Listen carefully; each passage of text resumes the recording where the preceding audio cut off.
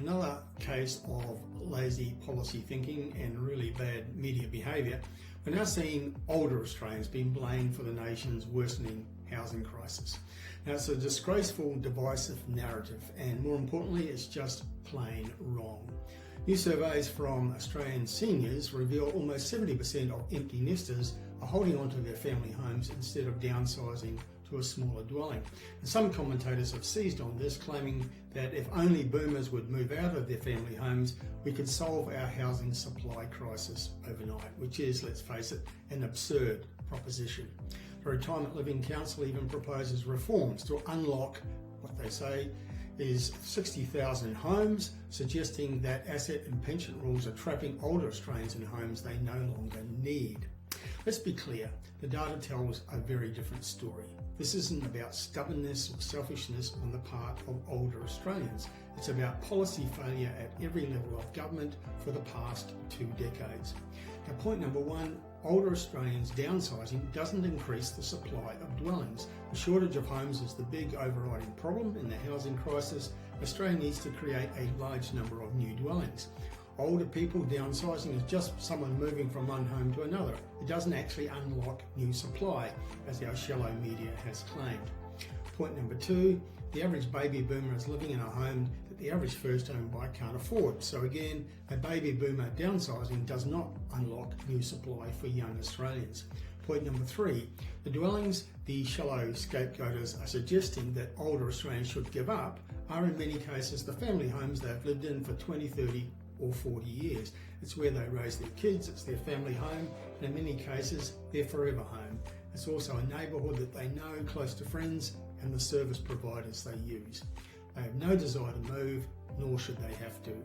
Point number four, and this is probably the biggest reason boomers don't downsize, the cost of doing so is prohibitive.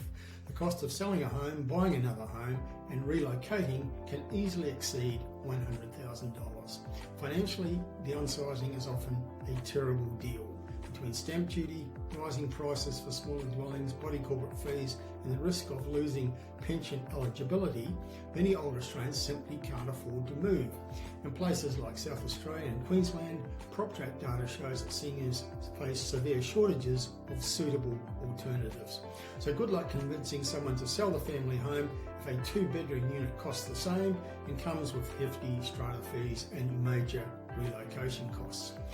Adding to the negatives, any equity freed up by downsizing can push seniors over the age pension asset threshold, stripping them of retirement income.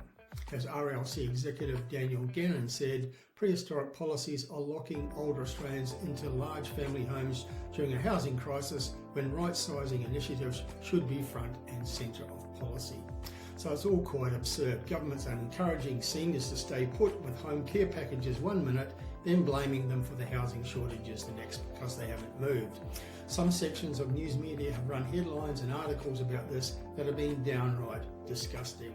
Articles written mostly by very young so-called journalists like Taylor Troth of the Daily Telegraph, which blame the housing crisis on stubborn empty nesters, represents a new low in tabloid journalism. Now, downsizing is not a simple financial decision. It's a deeply personal and emotional one. Boomers aren't just sitting on oversized houses for the sake of it. Many want to stay close to family, maintain their communities, and live in homes filled with decades of memories. So let's put it into perspective. Australia needs over 250,000 new homes annually just to meet current demand. Even if every single empty nester magically sold tomorrow, it wouldn't come close to fixing the structural shortage. Meanwhile, the real pressure points, planning delays, zoning restrictions, cost blowouts in construction, and the political cowardice around immigration reform remain unaddressed. The public, unfortunately, or rather fortunately, has seen through this con in the media. A social poll showed that a high level of outrage at the suggestion that older Australians have a duty to leave their long-term homes to help ease the housing crisis. Most Australians understand that many baby boomers paid off their mortgages at eye-watering interest rates, which were as high as 17 to 18% in the 1980s and the 1990s, raised families without government handouts, and are now being vilified for wanting to stay in the homes they worked their whole lives to own. Comments from everyday Australians summed it up best, and one of them said, We work jolly hard for our homes. How dare you expect us to downsize so younger generations can inherit the easy way? Others pointed to the real culprits: high levels of immigration, bad government policy, the high cost of building new dwellings, and the political class more interested in headlines than real solutions.